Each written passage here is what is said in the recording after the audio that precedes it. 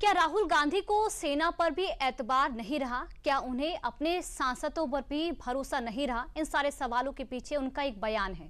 राहुल गांधी के बयान के बाद सियासी मौसम गर्म हो गया है। राहुल के इस बयान ने न सिर्फ सरकार बल्कि देश की सेना पर भी सवाल खड़ा कर दिया है। भारतीय जनता पार्टी भी राहुल के इस बयान को लेकर कांग्रेस पर हमलावर है। क्या है राहुल का बयान और क्या है बयान पर घमासान, देख लेते हैं इस रिपोर्ट में।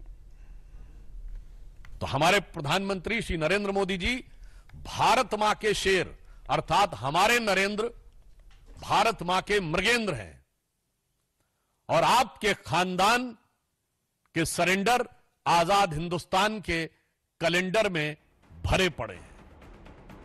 बीजेपी का निशाना दुनिया के सबसे बड़े लोकतंत्र के लीडर ऑफ अपोजिशन के सरेंडर वाले बयान पर है। महज एक इस बयान से राहुल गांधी ने भारत की विदेश नीति, सेना की रणनीति और सरकार की कूटनीति को साउंडिंग मंच से घेरने की कोशिश की है, वो भी बिना किसी सबूत के, बिना किसी गवाह के, बिना किसी जानकारी और बिना किसी तैयारी के। क्योंकि राहुल जो सवाल कर रहे हैं उसका जवाब सेना ने सबूत के साथ पहले ही दे दिया है और उसकी गवाही राहुल के ही सांसद दुनिया में घूम घूम कर दे रहे हैं। लेकिन लीडर ऑफ अपोजिशन उसी सेना का सर झुकाने में कोई कोर कसर नहीं छोड़ रहे। हम ऐसा क्यों कह रहे हैं, उसके लिए सीडीएस चौहान का बयान सुनिए। 10th of May at about 1 a.m. its aim was to get down India to its knees in 48 hours. Multiple attacks were launched, and in some manner they have escalated this conflict, which we had actually hit only terrorist targets, but also into the military domain. Operation which they thought they'll continue for 48 hours, folded up in about 8 hours. And on 10th, when they picked up the telephone and said they wanted to talk. अब सवाल है कि क्या राहुल गांधी को अपनी ही सेना की बातों पर भरोसा नहीं है, जिस सेना की सुरक्षा की आड़ में वो देश का कोना कोना नाप जाते हैं, जिस सेना के भरोसे कश्मीर से लेकर कन्याकुमारी तक की यात्रा कर डालते हैं। इसी सेना के भरोसे पहलगाम हमले के बाद राहुल गांधी कश्मीर पहुंचे थे। सियासत में विरोध के स्वर जितना जायज है, उसकी जद में सेना भी आ जाए, क्या राहुल गांधी को अपने हद का भी ख्याल नहीं है? जिस पद की वजह से वो दुनिया में जहां जाते हैं वहां उनकी सुरक्षा जांच नहीं होती। लेकिन राहुल को ना तो सेना पर भरोसा है, ना ही विदेश सचिव पर। ऑपरेशन सिंदूर के दौरान महज 72 घंटे में ही पाकिस्तान ने हिंदुस्तान के सामने घुटने टेक दिए थे और विदेश सचिव ने खुद कहा कि पाकिस्तान गिड़गिड़ाया तो भारत सीजफायर के लिए तैयार हुआ। Director General of Military Operations of Pakistan called the Director General of Military Operations of India at 15:35 hours earlier this afternoon. It was agreed between them that both sides would stop all firing and military action on land and in the air and sea with effect from 1700 hours Indian Standard Time today. Bharat और पाकिस्तान के बीच operation सिंदूर के दौरान से ही सरकारी स्तर की कोई बातचीत नहीं हुई है। सीज फायर पर सहमति भी बीजीएमओ लेवल की बातचीत के बाद बनी। पीएम मोदी खुद ही ऐलान कर चुके हैं कि पाकिस्तान से बात सिर्फ और सिर्फ पीओके और आतंकवाद पर होगी। अगर पाकिस्तान से बात होगी तो टेररिज्म पर ही होगी। अगर पाकिस्तान से बात होगी तो पाक ऑक्युपाइड कश्मीर पीओके उस पर ही होगी। भारत का स्टैंड क्लियर है कि पाकिस्तान को पीओके खाली करना ही होगा। भारत और पाकिस्तान के बीच अमेरिकी मध्यस्थता की बात को विदेश मंत्रालय भी खारिज कर चुका है। यही नहीं, खुद कांग्रेस के ही सुपर सीनियर नेता शशि थरूर और सलमान खुर्शीद तक अमेरिकी मीडिएशन की बात को खारिज कर चुके हैं।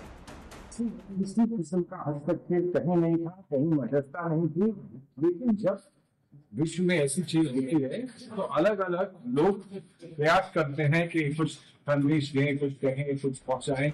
लेकिन राहुल गांधी उल्टी गंगा बहाने में लगे हैं। राहुल को न तो सेना के बयान पर भरोसा है, न पीएम मोदी के। राहुल को न तो विदेश सचिव के बयानों पर भरोसा है, न ही विदेशों में गए डेलीगेशन के अपने ही सांसदों पर। ऐसे में सवाल उठता है कि आखिर राहुल गांधी का भरोसा किस पर है? क्या राहुल गांधी को सेना की बातों पर भरोसा नहीं है? विरोध की भाषा कब सेना के दुश्मन की भाषा हो गई? राहुल गांधी मोदी विरोध में देश विरोध पर क्यों उतर आए हैं?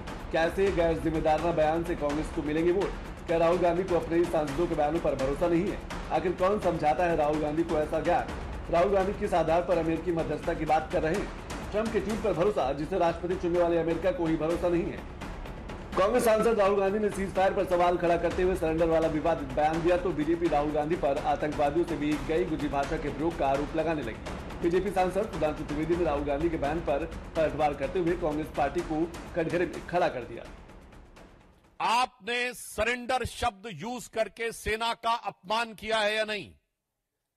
क्योंकि सीधे सीधे जब आपने सेना के बयान को सरेंडर से तुलना किया है, इसका मतलब भारत और भारत की सेना का सर झुकाने का वो काम और इसके लिए वो शब्द जो पाकिस्तान की सेना, पाकिस्तान के आतंकवादी संगठन और यूएन सिक्योरिटी काउंसिल के द्वारा डिजिग्नेटेड आतंकवादी जैसे मौलाना मसूद अजहर और हाफिज सईद भी नहीं बन कर पाए हैं, तो आप क्यों उनके मुहाफिज बनने की कोशिश कर रहे हैं?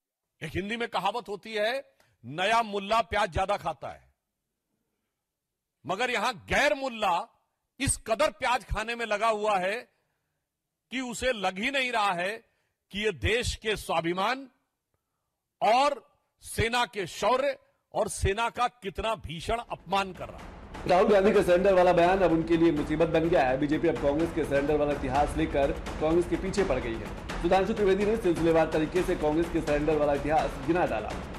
राहुल गांधी जी, केवल 2 साल पहले आप विदेश में गए थे और आपने कहा था, why the defenders of democracy America and Europe are silent and not interfering in India. यह था सरेंडर। 15 जुलाई 2011 को आपने कहा, it's impossible to totally control terrorism. यह था आतंक के आगे सरेंडर।